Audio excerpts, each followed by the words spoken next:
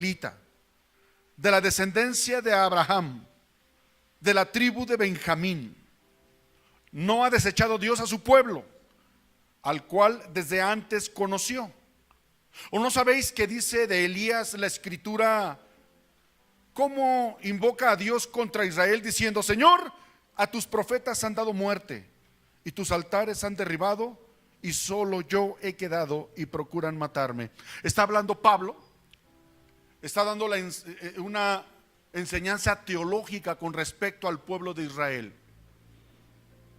Y si tú has leído el Antiguo Testamento, en esta parte de la historia del pueblo de Israel, ya fue llevado cautivo, está viviendo una situación tremenda, y el profeta Elías está muy triste, está muy preocupado, porque él pensaba que a todo el pueblo de Israel ya había desaparecido. Esta parte está, el profeta Elías está escondido en una cueva.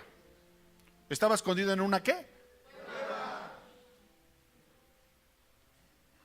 ¿Y te puedes imaginar por un momento qué pasaba por la mente de Elías? ¿Sabes por qué estaba escondido en esa cueva? Porque la reina Jezabel, la esposa del rey Acab, uno de los peores reyes de Israel, juró que le iba a volar la cabeza a Elías. Elías sale huyendo bajo esa amenaza de muerte, va y se esconde en unas cuevas, y ahí entra en una situación de depresión. Ahí Elías, mis amados, está pasando en una situación de crisis emocional. Conozco a un joven brillante que me ha dicho que quiere dar unos cursos de inteligencia emocional en esta iglesia, y le digo: bien puedes, pero muéstrame con tus frutos que realmente tienes la capacidad de dar un curso de inteligencia emocional. Elías entraba en depresión, Elías estaba triste, Elías estaba angustiado, Elías, mis amados, estaba espantado. ¿Te ha pasado alguna vez? ¿Verdad que sí? Algunas veces nos hemos sentido agobiados, desanimados. Hay gente que tú le preguntas: ¿cuántos de aquí se han desanimado? Todos hemos pasado por situaciones difíciles, aún en el evangelio. Y entonces Elías está aquí preocupado. Hay una parte, mis amados, donde Elías inclusive le reclama a Dios y le dice: pero ¿cómo? Mejor quítame la vida. ¿Qué clase de oración es esa, no? Pero ¿sabes una cosa? A Dios no le molestaba que Elías se quejara con Dios. Una vez yo estaba orando y estaba leyendo todo lo que tiene que ver con las cartas, los libros, perdón, de los reyes. Primer libro de Reyes, segundo libro de Reyes, y ahí viene la historia del profeta Elías. Y cuando yo leo que Elías le dice: mejor me hubieras quitado la vida, ¿por qué me haces esto? Yo dije: en la torre, Batman, ¿cómo se le ocurre orar a este profeta así, a Dios Todopoderoso? ¿Por qué, Señor? ¿Por qué permites esta clase de reclamos? Y Dios me dijo: y reclamo y lo que tú quieras, pero me vino a buscar a mí.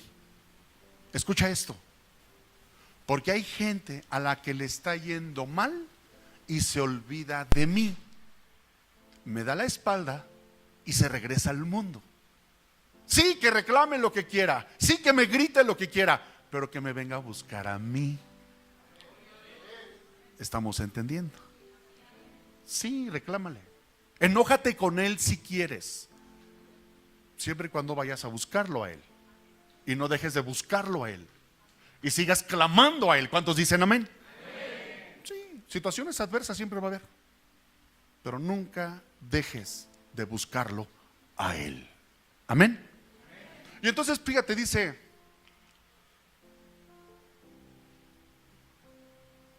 Señor, versículo 3, a tus profetas han dado muerte y tus altares han derribado, y solo yo he quedado y procuran matarme. ¿Te das cuenta qué clase de oración es esa? Pero ¿qué le dice la divina respuesta? O sea, el Señor le responde, aún en medio de su berrinche, escúchame, aún en medio de su reclamo. Y le dice, ¿pero qué le dice la divina respuesta? Me he reservado 7,000 hombres que no han doblado la rodilla delante de Baal. Es decir, escúchame, le contesta el Señor, tú piensas que ya todo está derribado, tú piensas que ya todo está acabado, pero ¿qué crees?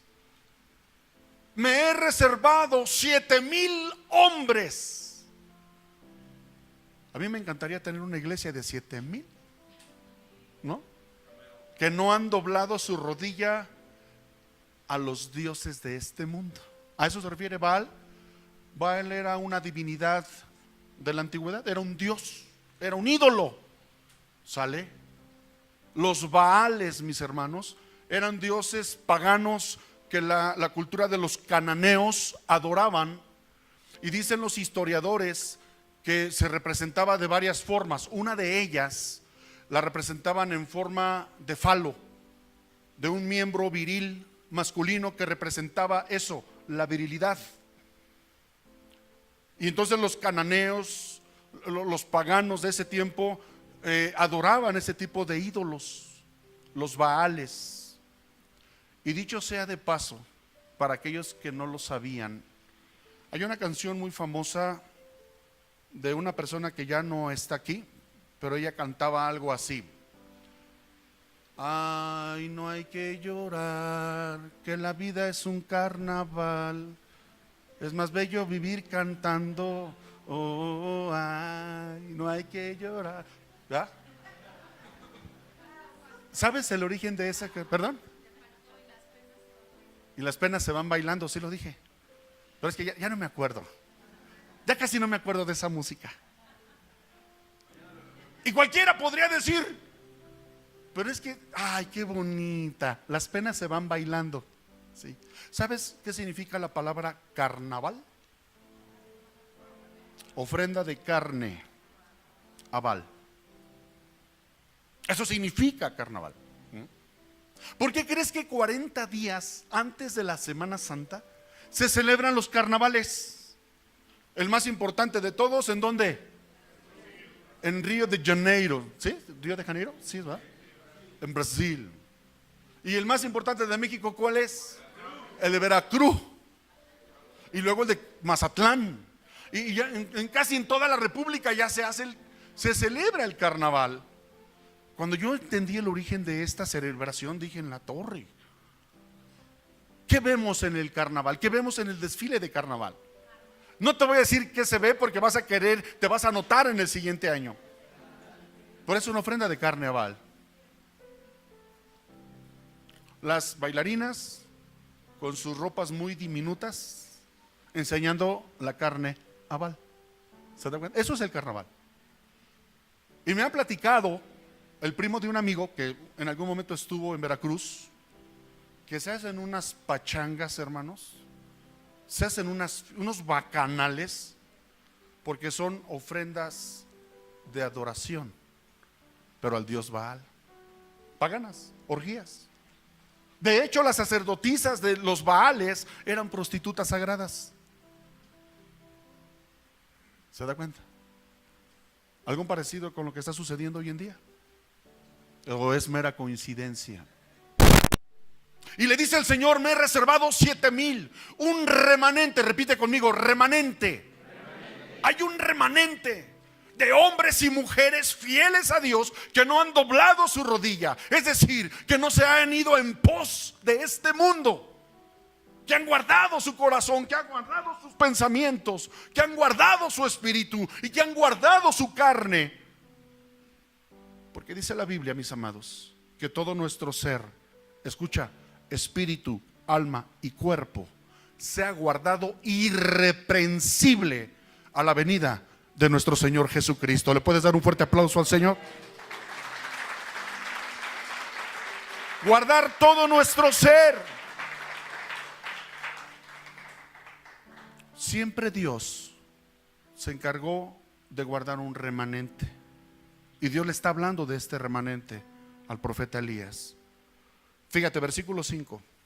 Así también, aún en este tiempo, ha quedado un remanente escogido por gracia. Repite conmigo, por gracia. Pero que se escuche machín, por gracia. So.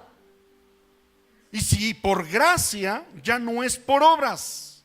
De otra manera, la gracia ya no es gracia. Y si por obras, ya no es gracia. De otra manera, la obra ya no es obra. Pareciera tres tristes trígueres tragaban en tres tristes trastres. Algo así va, ¿sí? Árbol que nace doblado no pasa del pasillo. ¿Cómo va? Camarón que se duerme jamás su rama endereza. Algo así. Se oye como trabalenguas o como dicho de barrio, ¿verdad?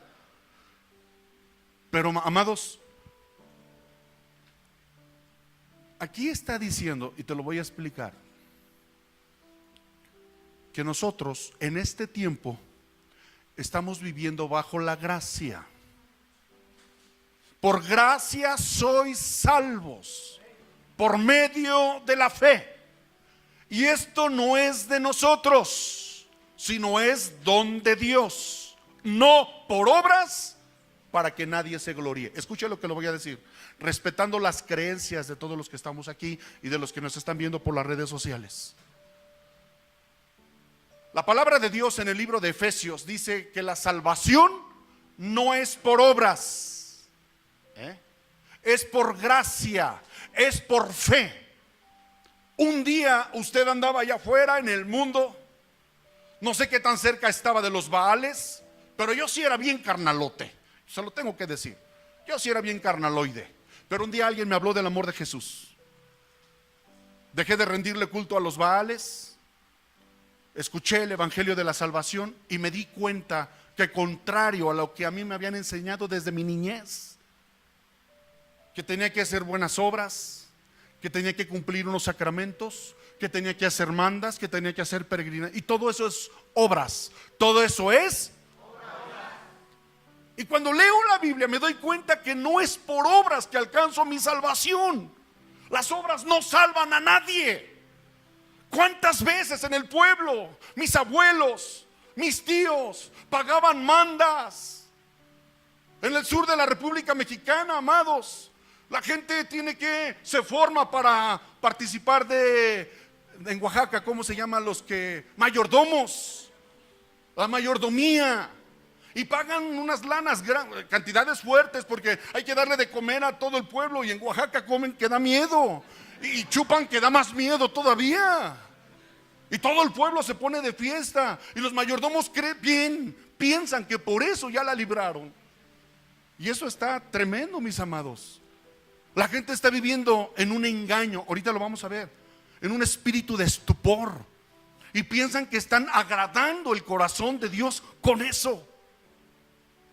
Una vez yo discutía con una persona que me decía, no, pero pues es que, cierta autoridad espiritual dijo que hasta los ateos se pueden ir al cielo, siendo personas buenas porque hacen buenas obras. Eso va en contra de lo que enseña la palabra de Dios. Una vez una persona me decía, el Chapo Guzmán, allá en Surutato, Sinaloa, pavimentó pueblos, metió drenaje, metió agua potable, construyó capillas allá en la sierra, la mera sierra de Sinaloa. Se volvió héroe del pueblo. Casi hasta veladoras ya le prendían al Chapo Guzmán.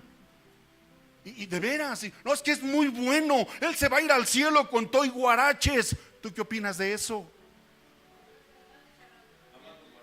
Pues nomás los guaraches se han de ir al cielo, yo creo. ¿Por qué?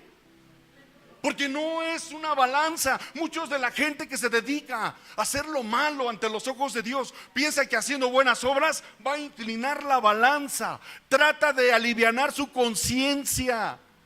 Y por eso hacen tantas buenas obras. Pero ¿cuántos jóvenes se están envenenando por causa de las drogas? ¿Cuántos jóvenes se están suicidando? ¿Cuántos jóvenes están abusando sexualmente de jovencitas bajo la influencia de las drogas? ¿Cuántas familias están siendo destruidas por causa de las drogas? ¿Cuántos accidentes están habiendo por causa de las drogas? ¿Cuánta gente se está muriendo por causa de las drogas? Yo te pregunto, ¿todavía crees que la va a librar ese cuate si no se arrepiente? Las obras no te sirven para nada. Escúchame por favor, las obras no te sirven para nada. Es la gracia, es la fe en Jesús lo que te salva. ¿Cuántos dicen amén? Levantaste tu mano, acuérdense que es estudio bíblico. Preguntamos, comentamos. Adelante. Gracias. Buenas noches. Yo tengo aquí una pregunta, Paz, haciendo referencia a esto. ¿Qué pasa con las personas que no tuvieron oportunidad de conocer al Señor, que quizá en su vida nunca se les habló de Él y mueren? O sea, si realmente alcanzan como la salvación más bien, porque también está la otra parte, que muchos mueren, sí, en el momento se arrepintieron unos instantes antes de morir y alcanzaron la salvación. Pero en este caso, así, la duda que he tenido es, ¿qué pasa con esas personas que no conocieron al Señor, murieron? No es que fueran santas toda su vida, pero sí hicieron cosas que a Dios le agradan. O sea, y sin conocer al Señor realmente, sin tener un conocimiento de lo que a Dios le agrada. Muy interesante tu pregunta.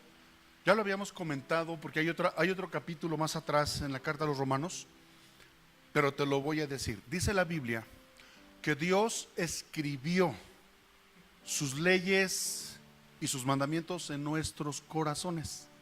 ¿Sí? Dios, mija, aparte de ser amor, es justo.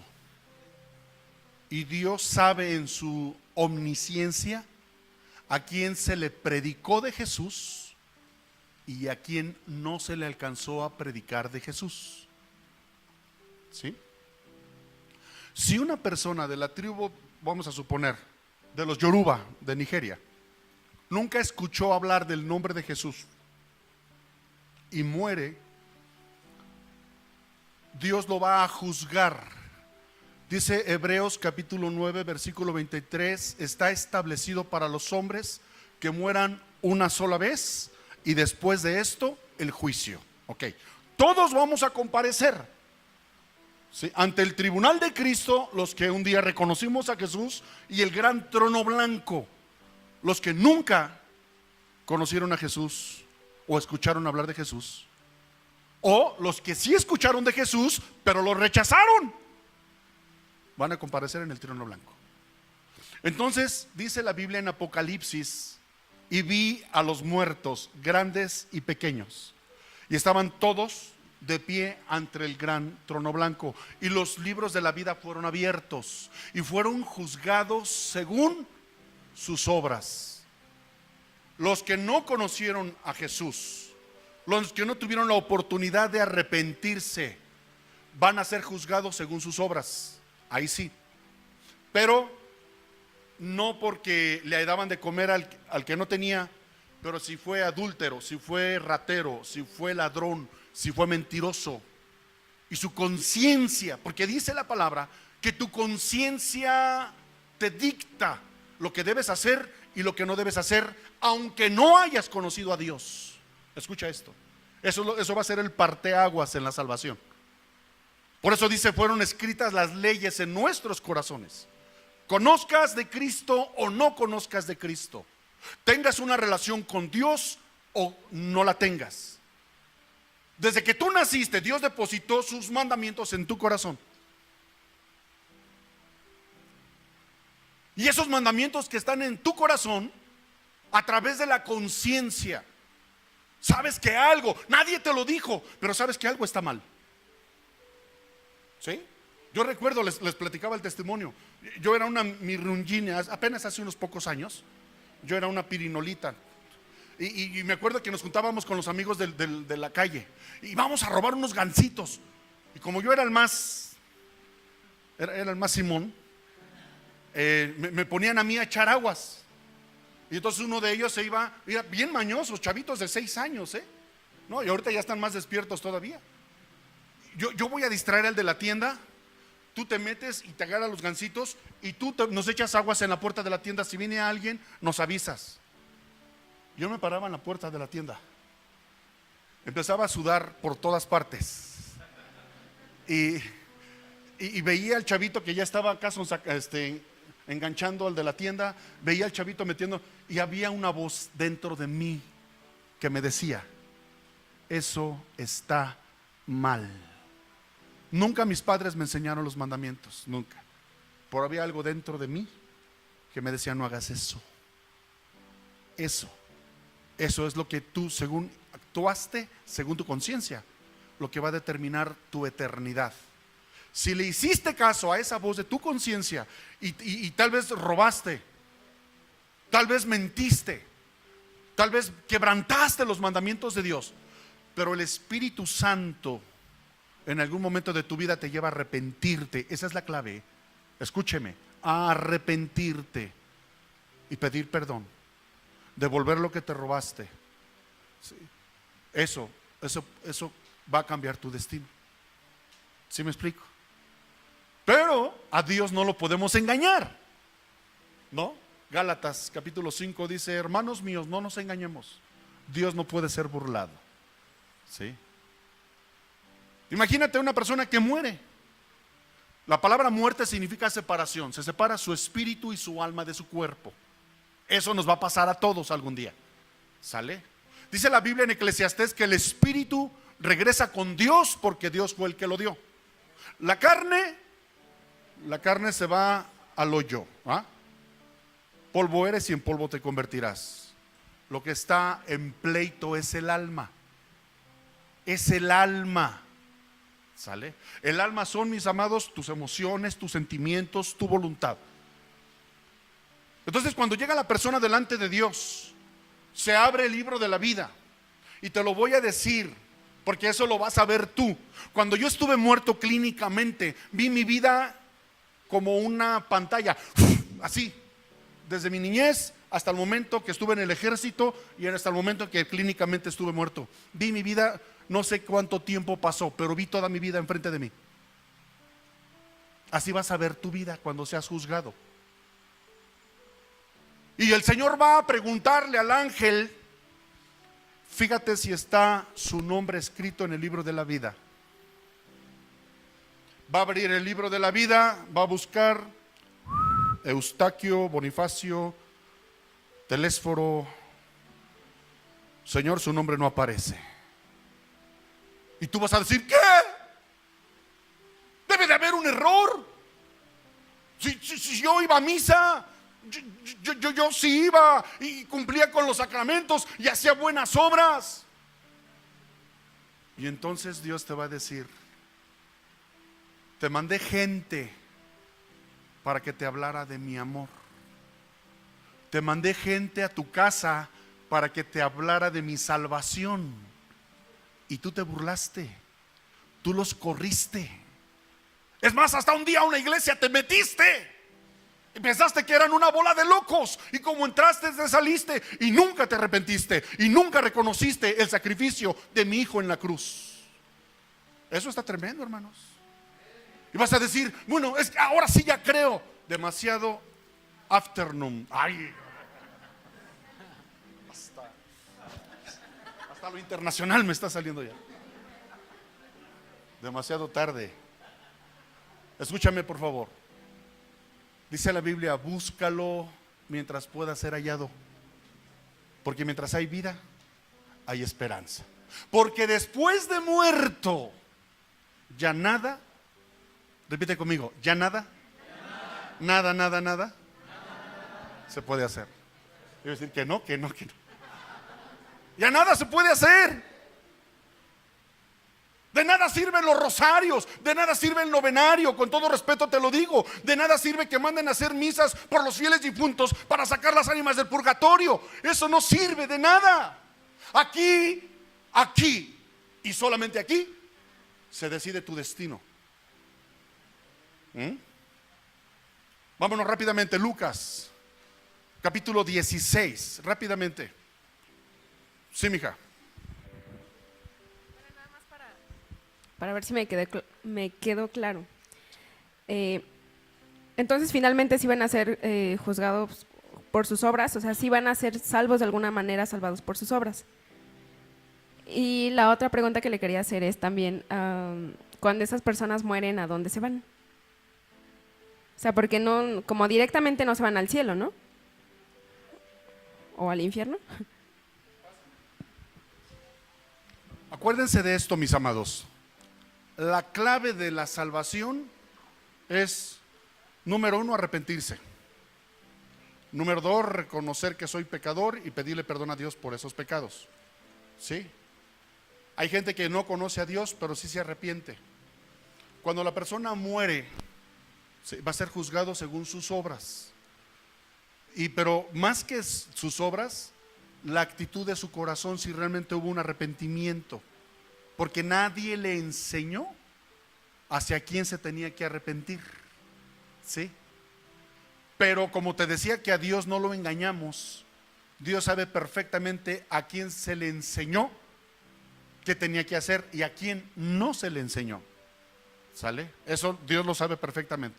Es decir, tú que me estás escuchando, el día que tú te mueras y llegues de la presencia de Dios, ya no vas a tener pretexto. Ya no vas a poder decir, es que a mí nadie me dijo, es que a mí nadie me enseñó. Hoy te estoy enseñando.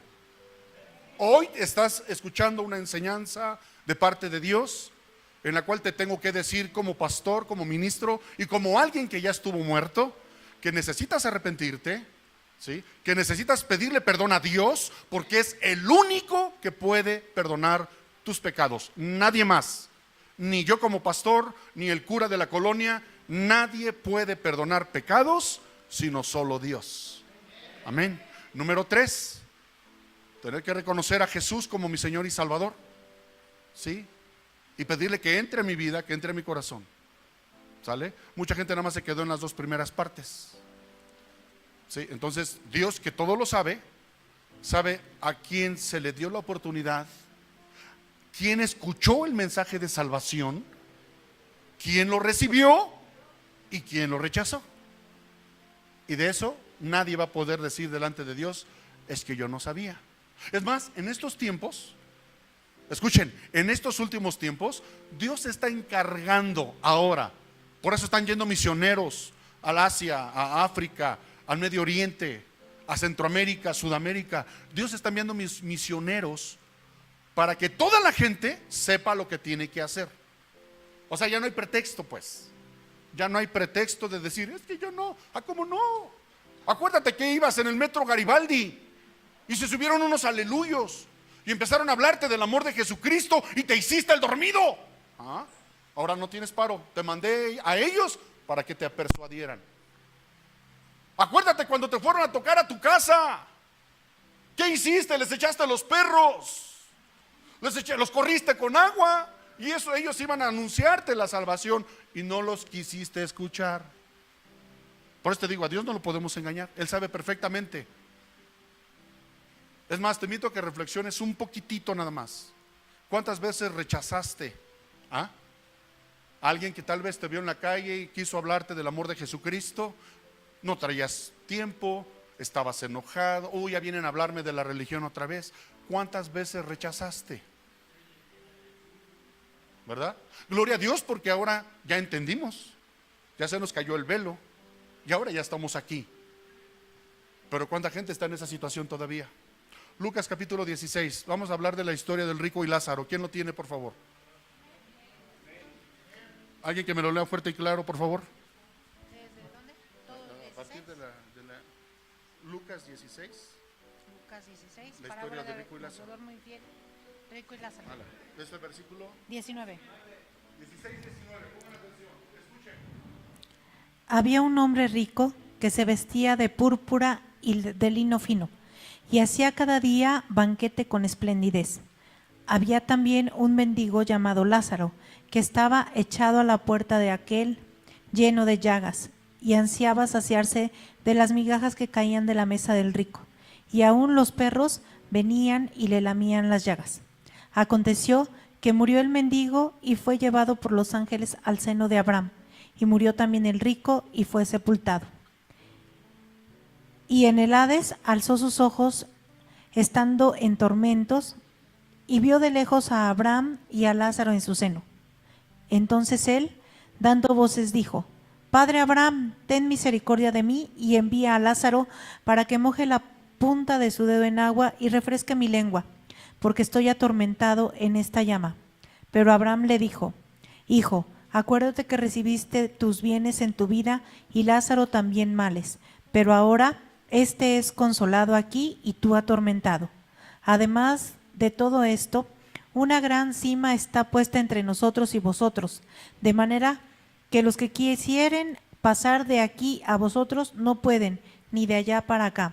Entonces le dijo: Te ruego, pues, Padre, que le envíes a la casa de mi padre, porque tengo 5 hermanos, para que les testifique, a fin de que no vengan ellos también a este lugar de tormento. Y Abraham le dijo: A Moisés y a los profetas tienen, óiganlos. Él entonces dijo: No, padre Abraham, pero si alguno fuere a ellos de entre los muertos se arrepentirán. Mas Abraham le dijo: Si no oyen a Moisés y a los profetas, tampoco se persuadirán, aunque alguno se levantare de los muertos. Amados, esta historia está bien triste. No es parábola, es una historia que Jesús está narrando. Y dice que había 2 hombres. Un rico que vivía con esplendidez y hacía banquetes y vivía de manera muy ostentosa. Eso no es lo malo. Dios no está peleado con las riquezas. El problema es que raíz de todos los males es el amor al dinero. Y el hombre murió sin haberse arrepentido, sin haber reconocido a Jesús como Señor y Salvador. Y entonces dice Jesús que estando en tormento, ¿estando en qué? Levanta la voz y dice: Padre Abraham, Padre Abraham. Porque también dice la Biblia que también murió el mendigo llamado Lázaro. ¿Sí dije bien mendigo o es mendigo? No, es mendigo, ¿verdad? Porque mendigo, no es. Entonces el pobre Lázaro estaba en el seno de Abraham. El seno de Abraham tipifica la forma del paraíso, ¿sale? La presencia de Dios. Entonces escuchen esto. Le dice: Padre Abraham, manda a Lázaro que moje su dedo en agua y venga y refresque mi lengua, porque estoy siendo atormentado en esta llama. Estaba siendo atormentado.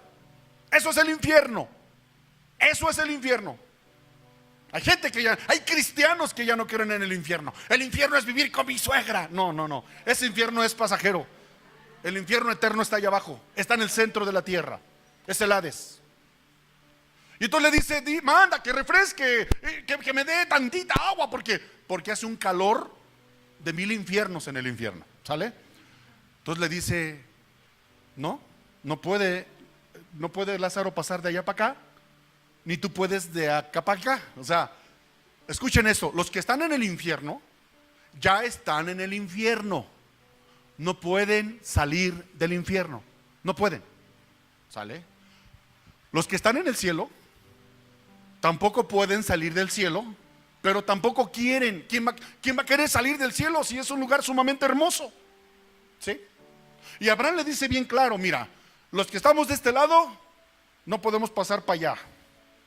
Bueno, así dice Primera de Simón, ¿va? Y los que están de aquel lado, ni de aquí para allá, ni de allá para acá. Qué tremendo. O sea, no hay esperanza. No, pero pues es que a mí me hablaron del purgatorio. Pues te engañaron. Porque el purgatorio no existe. Hay un cielo y hay un infierno, nada más. Y si la persona se arrepiente, si la persona se persuade, pues se va a ir a la presencia de Dios. Si la persona muere en su pecado, se va a ir al infierno, punto.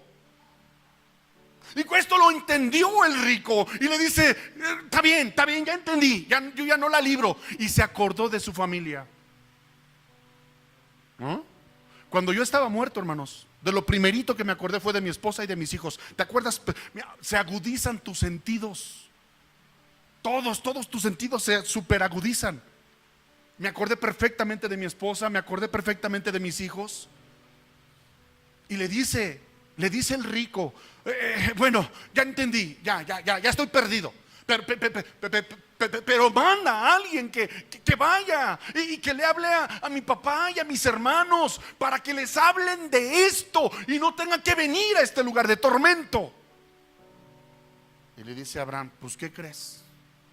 A Moisés, agarra tu Biblia, agarra tu Biblia. Ahí está la carta, ahí está el libro de Moisés. ¿Sale? Tu libro, tu Biblia. Los 5 libros, Génesis, Éxodo, Levítico, Números, Deuteronomio, son las leyes de Moisés. Y le dice a Abraham, a Moisés y a los profetas. ¿Sabes qué es un profeta? Todos aquellos que anunciamos la palabra de Dios somos profetas. ¿Sale?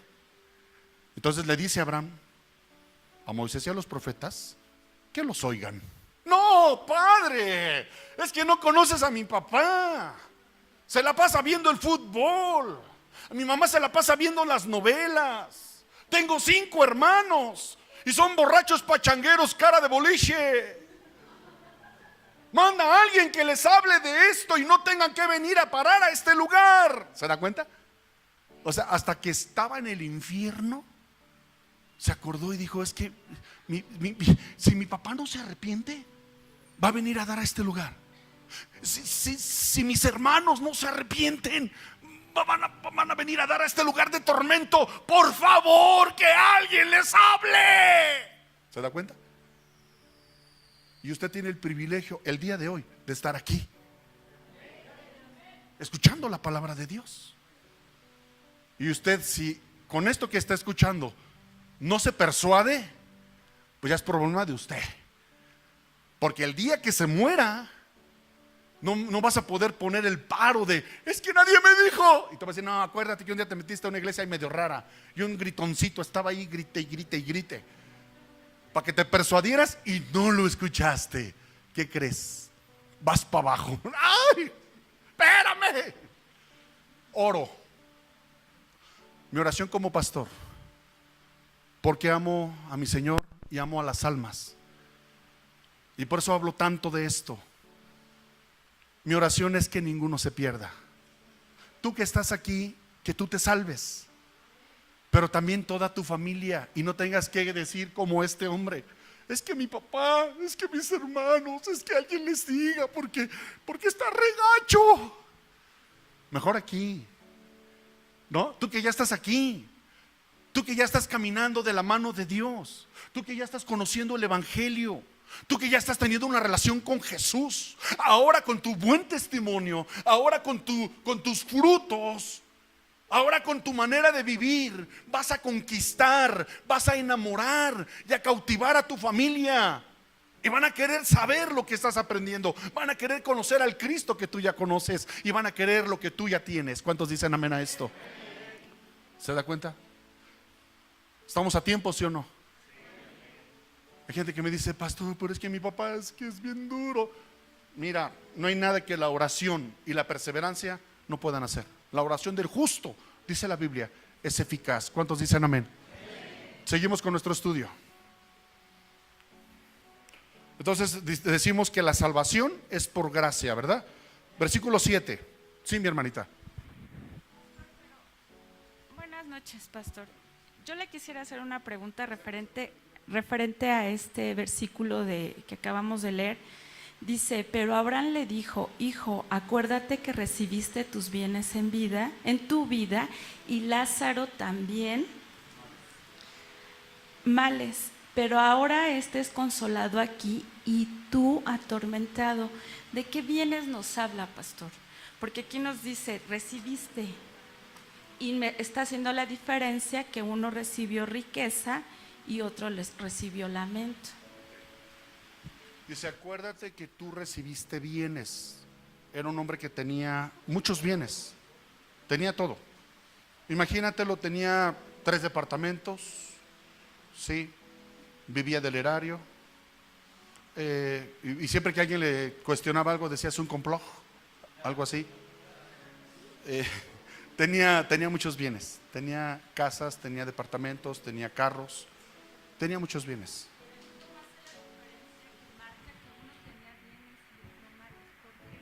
Ok, porque Lázaro, mira, entendiendo la analogía de esta historia, no es muy difícil. Y te voy a decir por qué. Si tú tuvieras bienes como los del rico y vieras a una persona en necesidad, dice, aún anhelaba comerse las migajas que caían de la mesa del rico. Esto te habla de avaricia, ¿sí?, de un egoísmo terrible, de una soberbia, avaro, ¿sí? Yo te pregunto, si tú fueras esa mujer llena de bienes y ves a una persona en necesidad que anhela comerse de las migajas de tu mesa, ¿tú qué harías? No, pues yo le compartiría, ¿no? Era algo que el rico no tenía.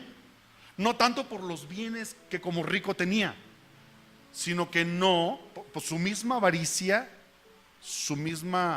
no le permitía entender la necesidad de los demás. Y cualquiera que se jacte ser llamado hijo de Dios, tienes que aprender a ver al necesitado.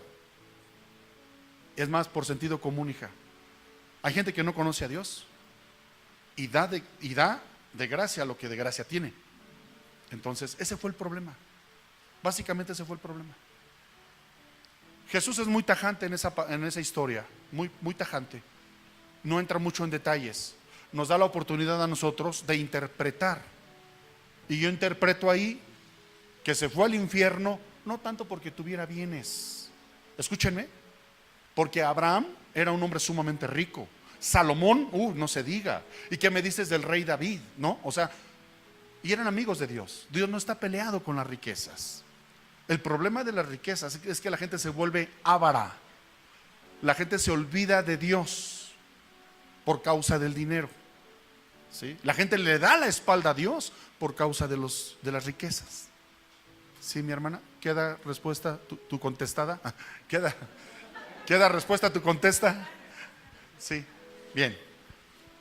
Seguimos entonces, versículo 7. ¿Qué pues?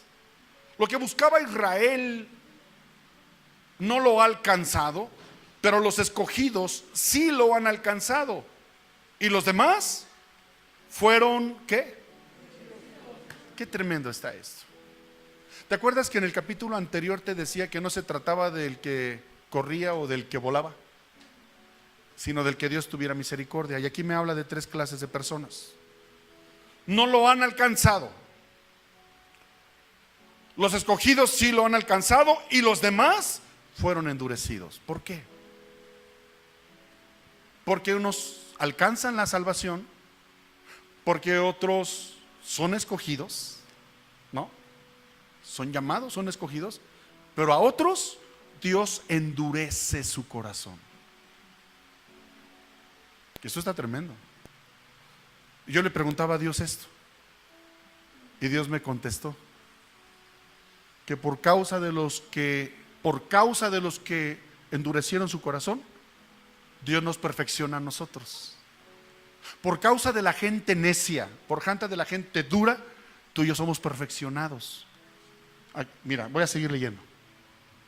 Como está escrito, Dios les dio espíritu de estupor, ojos con que no vean y oídos con que no oigan, hasta el día de hoy. El espíritu de estupor proviene de una definición que viene de estupidez. Para que viendo no vean y oyendo no oigan. Dios endurece el corazón de mucha gente para que escuchando no escuchen, para que no se persuadan. Y esa gente dura es la que te lleva a madurar a ti tu carácter. Por eso dice la Biblia que Dios endureció el corazón de Faraón para demostrar en él su poder. ¿Se da cuenta? Escúchame. Cuando te topes con una persona con un corazón endurecido, pregúntale a Dios, ¿con qué propósito? Porque siempre hay un propósito, siempre. Y si Dios está endureciendo el corazón de tu suegra, por ejemplo, si Dios está endureciendo el corazón de tu vecina, sí, esa gente que ay, nada más los ves y te dan ganas de ir al baño. Porque es gente necia, gente terca, gente gente gacha. Gloria a Dios por ustedes que no tienen vecinos gachos. Hubo un tiempo, hermanos, llegábamos los sábados de ministrar, de los ensayos. Por fin voy a descansar. Tuve una semana y sábado a las 12 de la noche, punchis, punchis, punchis, punchis, punchis, y sentía la bocina aquí, pum, pum, pum, pum, pum. ¡Ay! ¡Help! ¡Help! Sí. Qué bueno. Y el domingo llegan ustedes tan frescos al culto. Yo a veces vengo todo así. Todavía llego a la iglesia. Punchis, punchis, punchis, punchis, punchis. Dios permite la dureza del corazón de algunas personas, aún dentro de la iglesia, porque está formando tu carácter. ¿Ah? Porque te quiere llevar a otro nivel. Si tú eres de los escogidos, lo vas a entender. Si no eres de los escogidos, te la vas a pasar lamentándote y quejándote. ¿Cuántos escogidos hay aquí? ¿Verdad? Ojalá y realmente entendamos esto. Pero qué tremendo esto. Dice, como está escrito, Dios les dio espíritu de estupor, ojos, fíjense, ojos con que no vean y oídos con que no oigan. O sea, gente que estuvo 20, 30 años en las iglesias escuchando palabra de Dios y no entendieron. Por eso dice espíritu de estupor. ¿Qué tengo que hacer para ser salvo? Oye, tienes 30 años de cristiano y no te ha caído el 20. Gente que escuchó la palabra de Dios y se hizo la dormida. Gente que no quiso entender por el espíritu de estupidez que había en ellos. El espíritu de estupor es eso. La gente se vuelve como, ¿qué dijo? Por eso dice la Biblia que tenemos que estar atentos, que tenemos que estar los sentidos espirituales ejercitados, atentos a lo que el Señor nos está hablando a través de su palabra. ¿Cuántos dicen amén?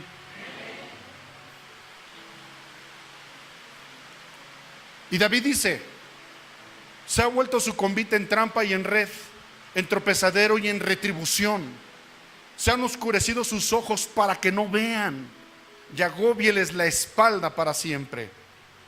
Versículo 11, ¿está conmigo? Digo pues, ¿han tropezado los de Israel para que cayesen? En ninguna manera. Pero por su transgresión vino la salvación a los gentiles. O sea, por la dureza del corazón del pueblo de Dios, por su incredulidad, por no haber creído a Jesús, gracias a eso, tú y yo ahora estamos donde estamos. Así dice. Gracias a que ellos lo rechazaron, gracias a que el pueblo de Israel no le creyó a Jesús, ahora tú y yo estamos en el lugar que le correspondía al pueblo de Israel. ¿Cuántos dicen amén? Fíjese, versículo 12. No, perdón, ¿dónde estoy? Y si su transgresión, escucha esto, ya con este entendimiento, y si su transgresión es la riqueza del mundo y su defección la riqueza de los gentiles, ¿cuánto más su plena restauración? Porque a vosotros hablo, gentiles, por cuanto yo soy apóstol a los gentiles, honro mi ministerio, por si en alguna manera pueda provocar a celos a los de mi sangre y hacer salvos a algunos de ellos. Porque si su exclusión es la reconciliación del mundo, ¿qué será su admisión? O sea, que Dios los vuelva a aceptar. Sino vida de entre los muertos. Escucha, si las primicias son santas, también lo es la masa restante. Y si la raíz es santa, también lo son las ramas. Porque si alguna de las ramas fueron desgajadas, y tú siendo olivo silvestre, has sido injertado en lugar de ellas. Aquí Pablo, mis amados, y con esto voy a terminar, está haciendo una analogía de lo que es el pueblo de Israel. El pueblo de Israel era la planta natural, ¿sí? Era el árbol normal. Pero por cuanto el pueblo de Israel le dio la espalda a Dios, aquí está explicando el apóstol Pablo que las ramas fueron desgajadas, o como dice, fueron fueron desgajadas. Dios desinsertó a un pueblo rebelde, a un pueblo necio, a un pueblo al que Dios le estuvo hablando una y otra vez, a través de profetas, a través de hombres y mujeres de Dios. Este pueblo engordó sus oídos y le dio la espalda a Dios y fueron separados de Dios. Fueron separados de Dios.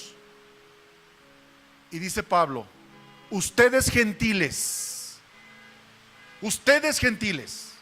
fueron insertados.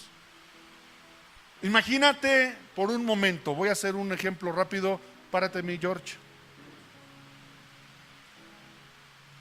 Te vas a poner como un arbolito. ¿Cómo te pondrías como un arbolito? Adelante. Aquí, de frente a ellos.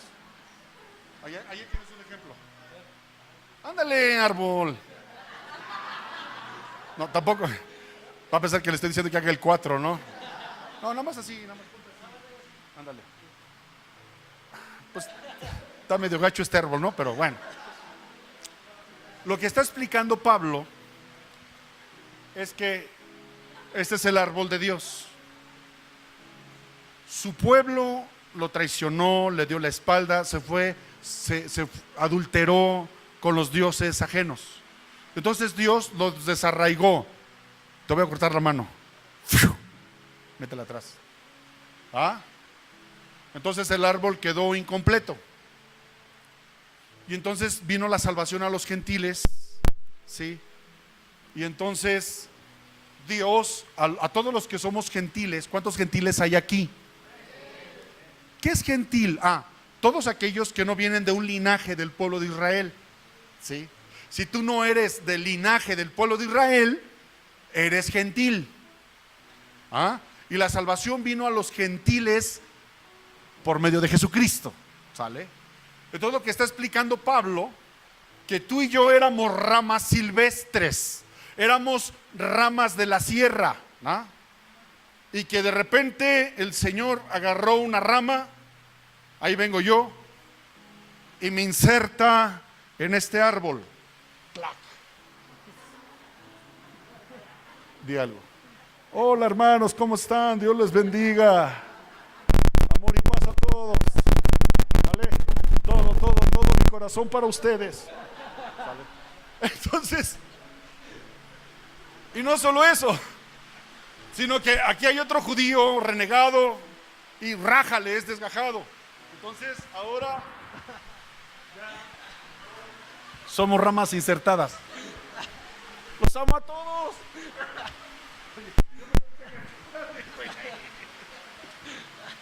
Repite conmigo, somos ramas insertadas. Eso está diciendo. Gracias, árbol. Toma tu lugar, por favor. Grupo de alabanza, pásale, por favor.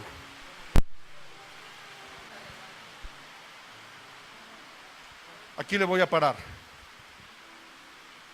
Quiero que te sientas privilegiado. Escucha lo que te voy a decir.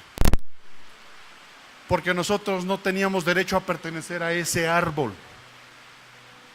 Pero por la pura misericordia de Dios, Dios nos insertó en ese árbol. Tú y yo no éramos escogidos, tú y yo no éramos llamados el pueblo de Dios. Pero por su amor y su misericordia, rompió a los que lo dejaron. Escucha, porque también eso sucede aquí. Así que voltea con el que está a tu lado y dile, ten cuidado. Dile, ten cuidado. No vaya a ser que también tú vayas a hacer una rama cortada. Mantente pegado. Mantente pegado. Dice Jesús, Juan capítulo 15, yo soy la vid y ustedes los pámpanos. El que está pegado a mí lleva mucho fruto, pero separados de mí, nada podéis hacer. Nos conviene estar pegados a la savia, a lo que le da vida a todo el árbol. Amén.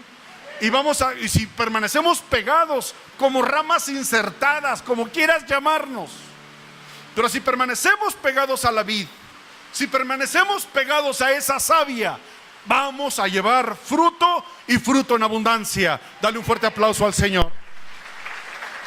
Te alabamos, Jesús.